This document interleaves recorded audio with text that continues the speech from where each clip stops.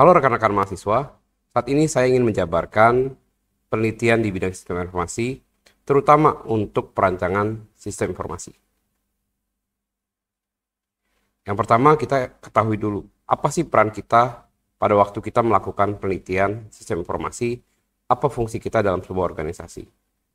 Yang pertama, sistem informasi dapat mendukung operasi sehari-hari, atau kita sebut dengan TPS, Transaction Processing Systems. Yang kedua, kita dapat membantu mendukung pengambilan keputusan, yaitu Decision Support System. Yang ketiga adalah meningkatkan keunggulan kompetitif. Jadi teman-teman pada waktu akan menentukan topik, salah satu fungsi inilah yang akan kita bisa saja bantu di dalam sebuah organisasi. Atau bahkan lebih dari satu fungsi ini kita bisa bantu ke dalam sebuah organisasi. Paradigma yang benar terkait fungsi kita, peran kita dalam perancangan sistem informasi akan membantu kita menentukan topik ke depannya. Selanjutnya, kenapa sih kita meneliti? Apa tujuannya? Ya, terutama dalam perancangan sistem informasi. Yang pertama adalah kita dapat mengidentifikasi kebutuhan pengguna dan bisnis. Untuk kedepannya, bisnis apapun, kita dapat identifikasi dan kita bisa jabarkan apa saja sih yang menjadi kebutuhannya. Kemudian yang kedua adalah meningkatkan efisiensi dan efektivitas proses bisnis. Perusahaan mana yang tidak mau efektif dan efisien, terutama dalam menghemat anggaran, menghemat biaya, sehingga proses bisnisnya menjadi semakin baik. Kemudian bagaimana mengembangkan teknologi yang lebih adaptif dan fleksibel, terutama dalam hal ini teknologi dapat membantu meningkatkan yang tadi efisiensi dan efektivitas sehingga dapat beradaptasi terutama dalam menghadapi pesaing, fleksibel dengan situasi yang ada. Keempat adalah mengurangi resiko implementasi dan pemeliharaan. Jadi inilah tujuan kita meneliti dalam bidang PSI. Sekali lagi, tujuan ini juga dapat membantu kita memiliki paradigma yang benar pada waktu kita memilih topik penelitian perancangan sistem informasi. Kemudian, ini saya ingin menjabarkan sedikit apa saja sih yang kita lakukan pada waktu kita melakukan penelitian atau kita merancang sebuah sistem informasi. Dimulai dari mana? Kita mulai dari tahapan perencanaan dengan mengidentifikasi kebutuhan proyek, perencanaan sumber daya, kemudian kita menganalisa kelayakannya. Kemudian kita masuk ke tahapan analisa dari sistem tersebut. Sistem akan diapakan, mau seperti apa, kebutuhan penggunanya seperti apa, dan kita mendokumentasikan apa saja yang akan jadi kebutuhan spesifikasi sistem tersebut. Selanjutnya adalah kita juga melakukan tahapan desain dari sistem yang ada. Mulai dari database, interface, setiap proses yang ada, dan kita juga tentu supaya pengguna nyaman, kita merancang UI UX.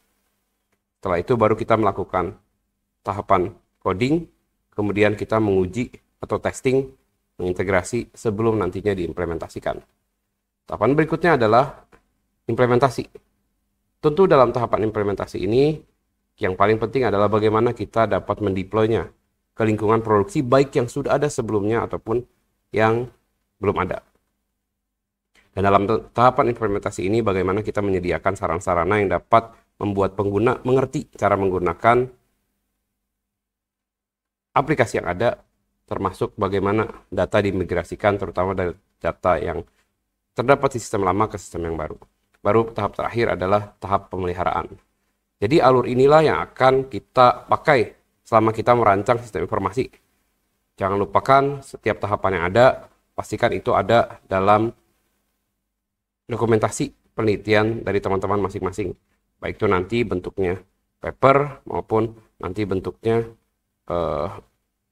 full skripsi.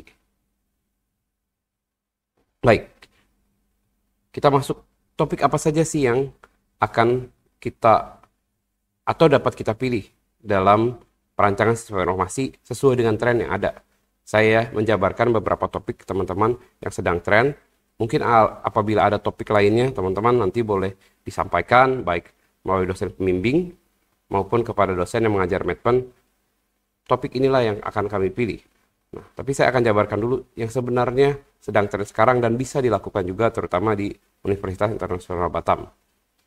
Yang pertama adalah pengembangan sistem berbasis cloud. Teman-teman, di sini teman-teman bertugas untuk melakukan perancangan sistem yang terdapat pada cloud.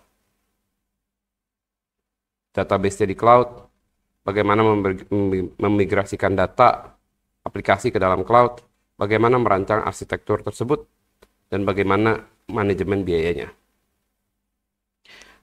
Yang kedua ada sistem informasi berbasis AI dan machine learning.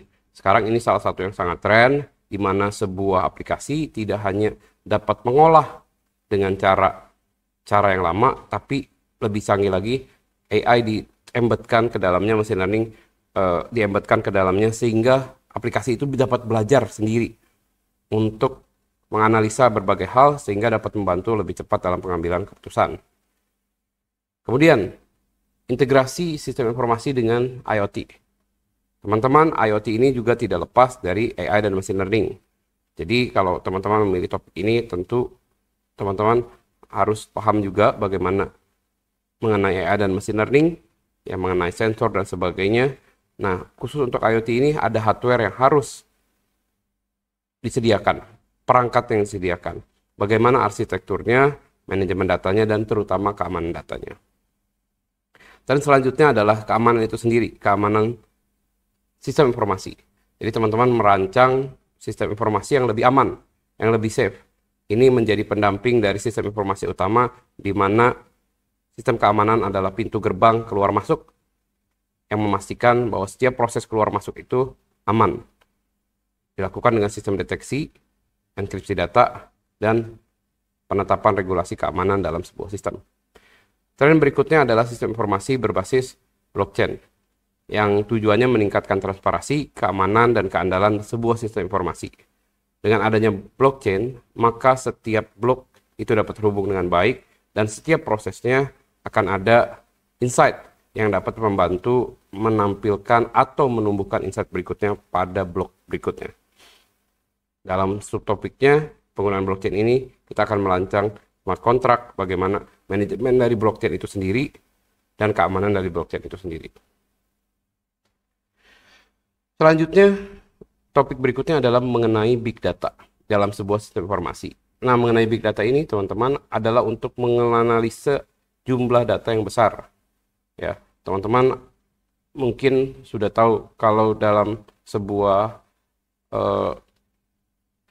penyimpanan data pada masa sekarang itu datanya sudah tidak kecil-kecil lagi. Semua data, bahkan dari akses-akses yang ada di belahan dunia manapun, kalau memang itu kita punya otorisasinya, kita dapat akses seperti itu dan kita bisa gunakan datanya. Dan bagaimana mengelolanya, bagaimana kita menjadikan data-data ini agar menghasilkan insight, itulah yang jadi topik teman-teman dalam skripsi teman-teman. Selanjutnya ada juga sistem informasi berbasis DevOps dan Agile. Ini adalah sebuah topik di mana kita membantu dalam penerapan alur perancangan sistem informasi.